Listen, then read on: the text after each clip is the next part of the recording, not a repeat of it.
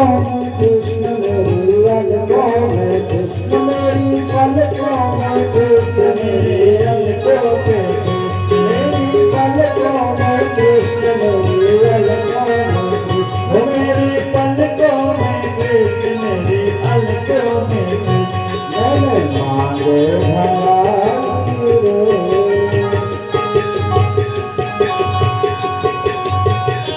मैंने मांगे भगवान कृष्ण नाम की मैंने मांगे बड़ाई रे कृष्ण नाम की मैंने रचना लगाई रे कृष्ण नाम की मैंने रचना लगाई रे कृष्ण नाम की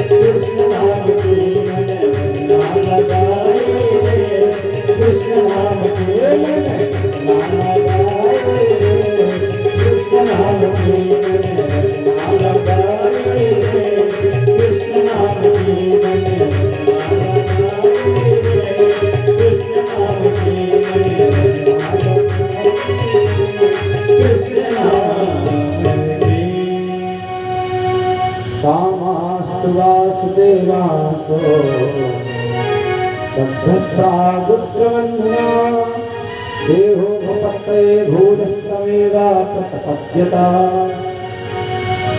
बहुत धूमधाम से द्वारिका में विवाह हुआ रुक्मिणी माता का और श्री भगवान श्री कृष्ण का, और बहुत आनंद के साथ द्वारिकावासी रह रहे हैं। इसी बीच माता रुक्मिणी के यहाँ एक बालक का जन्म हुआ और उस बालक को एक राक्षस एक असुर हरण करके ले गया। अभी 6 दिन ही बीता था, छठियार हुई नहीं थी, आकाश मार्ग से आया और रात्रि में उठा करके उसको हरण करके लेकर के चला गया।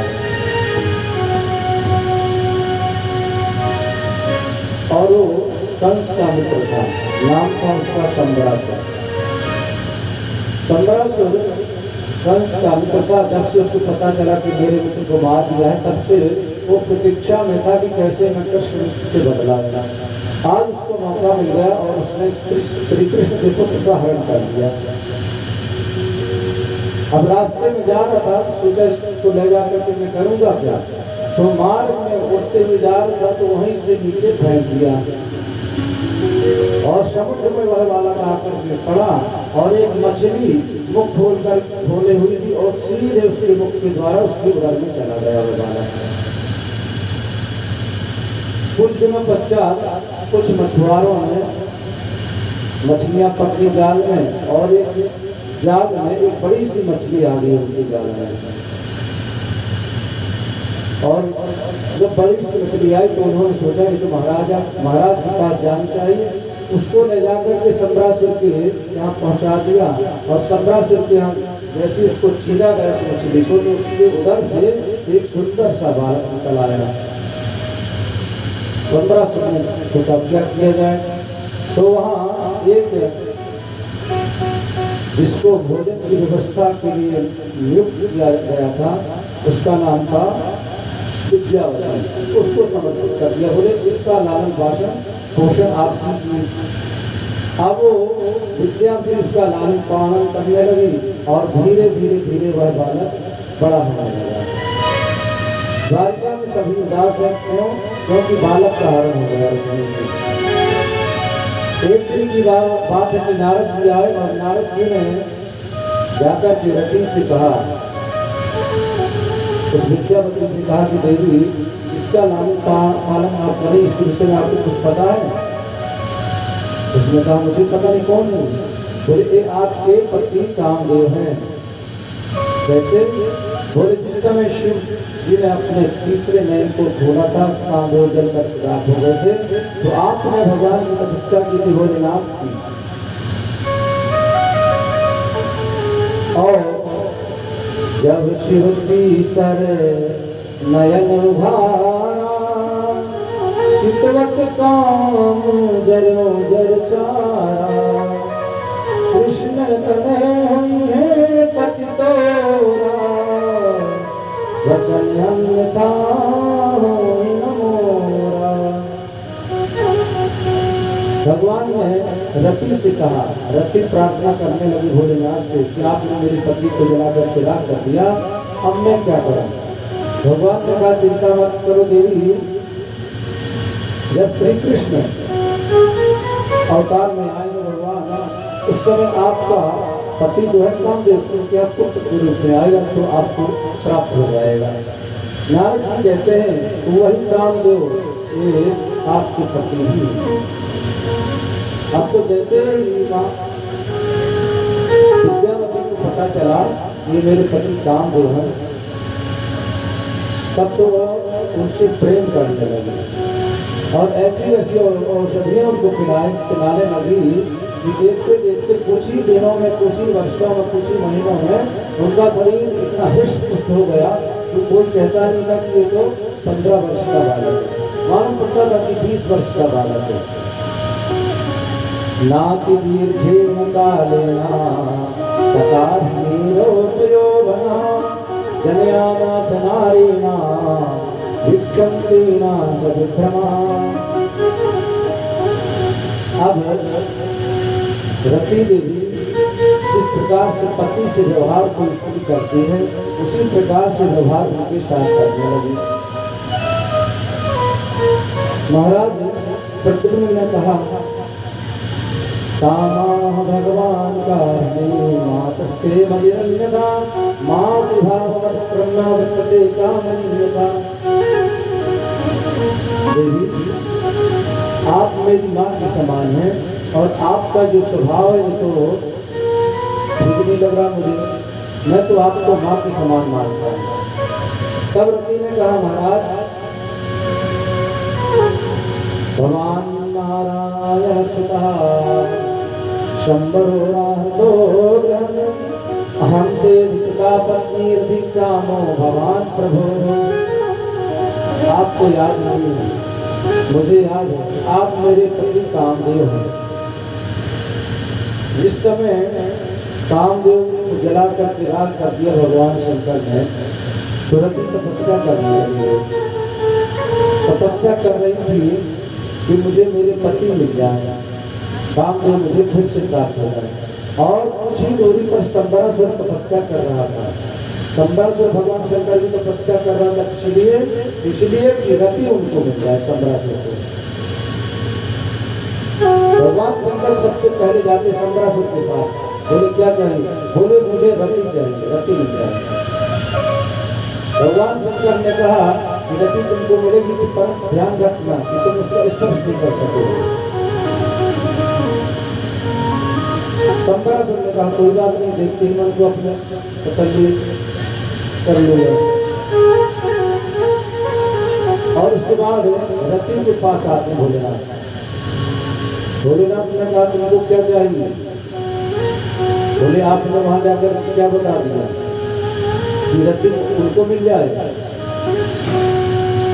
बोले रति तुम उसके पास रहोगी परंतु तुम्हारे शरीर का स्पर्श नहीं कर सकेगा, और चिंता मत करो, वहीं पर तुम्हारे पति तुमको प्राप्त हो जाएंगे।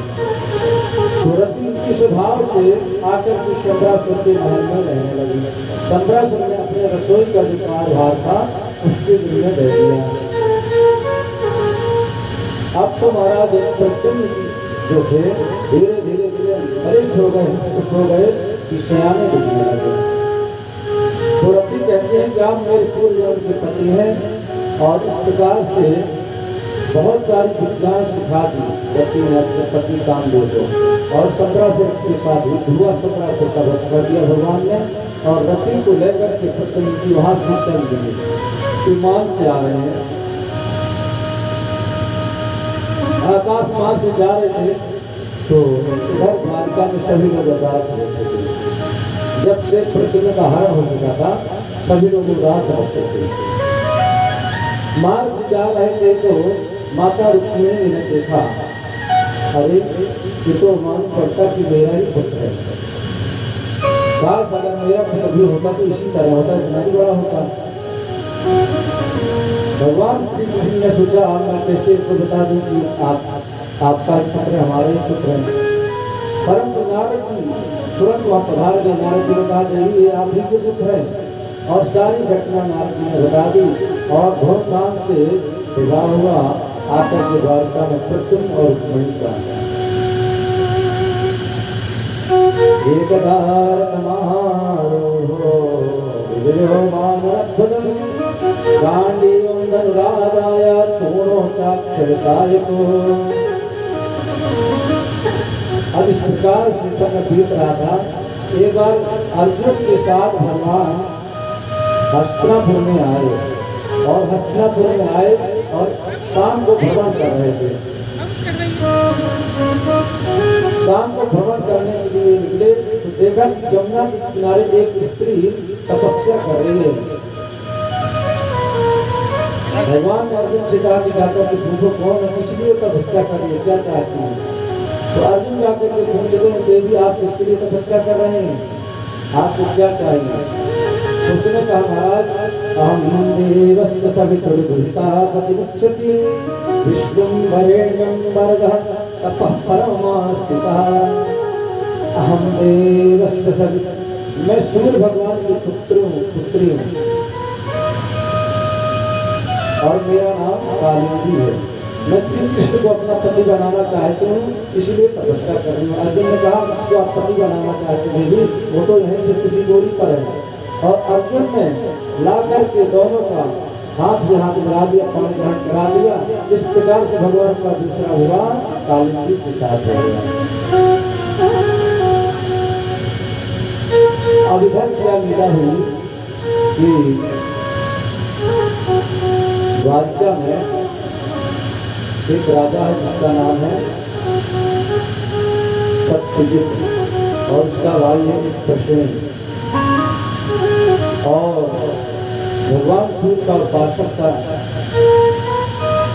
भगवान सूर्य ने प्रसन्न होकर को एक मणि दे दी और बोले इस मणि की अगर तुम सेवा करोगे तो बहुत सारी चीज, बहुत सारा धन तुमको प्रतिदिन देगी। और महाराज उस मणि को लेकर के एक दिन द्वारका में प्रवेश किया और सुधन्वा समाधि भगवान की सभा में उसमें प्रवेश किया। लोगों ने देखा कि आज लग रहा सूर्य भगवान साक्षात चले आ गए। भगवान ने कहा सूर्य नहीं है, ये तो उनके भक्त चले आ रहे हैं।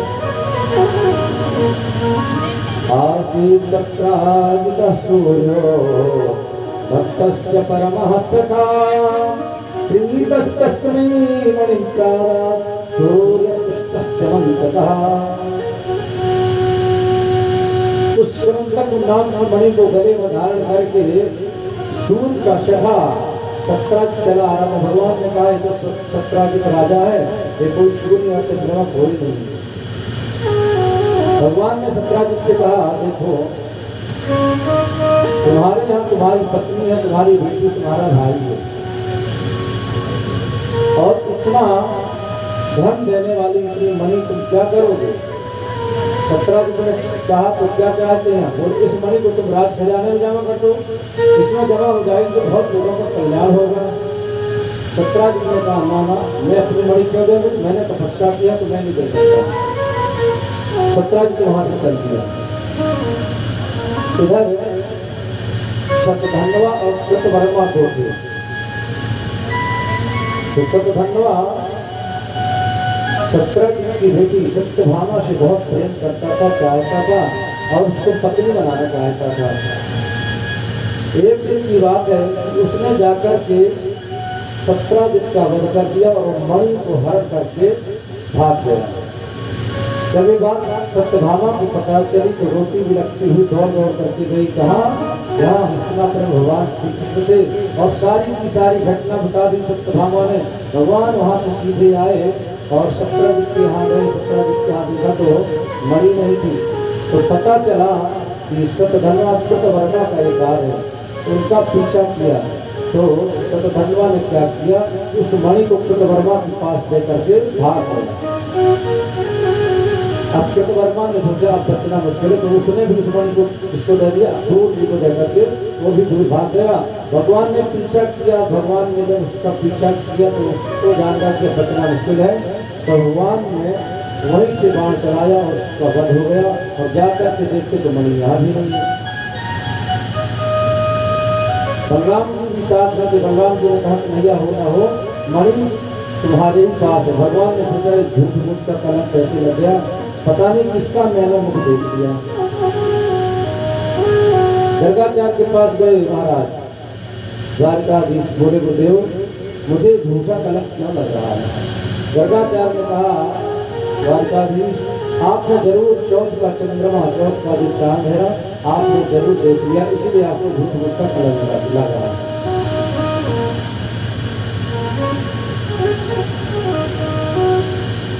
बलराम जी वहां से सीधे जनकपुर की नगरी में चले गए और कई दिनों तक रहे। वहीं पर दुर्योधन को गदायुद्ध की कला सिखाई, विद्या सिखाई और भगवान इधर बड़े परेशान, झूठ मूठ का लांछन लगा, बहुत परेशान थे।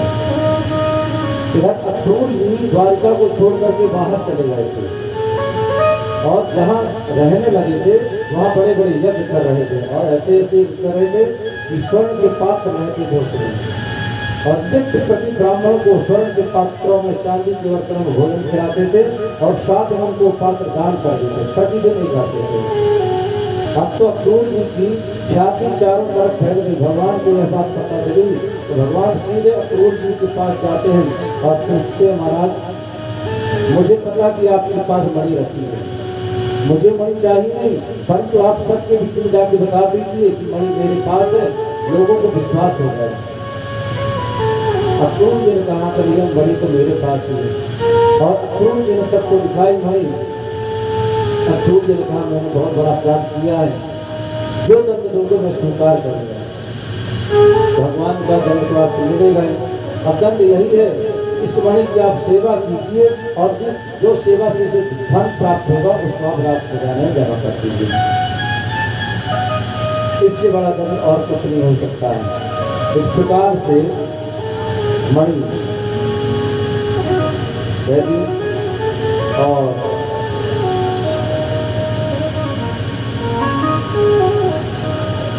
महाराज परीक्षित ने कहा कि गुरुदेव आपने सत्यजित के भाई के विषय में बताया था, भाई के विषय में बताया था, तो जो प्रसेन था उसके विषय में बताइए प्रसेन क्या करता था।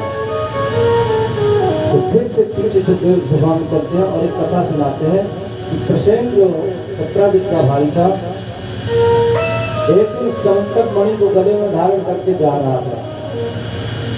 मार्ग में एक शेर मिल गया, शेर ने प्रसेन को मार दिया। अब उस मणि को लिया, मणि का क्या करता प्रसेन की मणि को आगे से जामुन जी भी चले आ रहे थे। जामुन तो